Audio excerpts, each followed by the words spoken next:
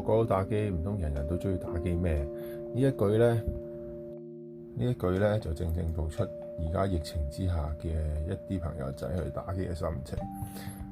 如果排除一部分係真係好為咗打機而好想打機嘅一啲朋友咧，其實有好多人咧喺生活入邊基本上因為係無所事事，所以先揾啲嘢嚟做。揾啲嘢嚟做，以前啲人會睇電視，會做運動，會咩，而家大部分都係會選擇攞部電話嚟玩，所以佢哋先至玩電話嘅啫。其實並唔係因為佢真係好有興趣玩個電話，只係為咗消閒。而咧，其實如果你喺你生活入邊咧揾到一啲你真正感興趣嘅嘢咧，我相信你話打唔打機其實都唔係最緊要。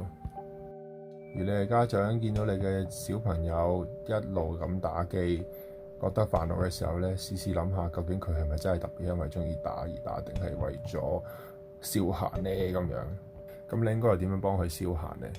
多謝大家，拜拜。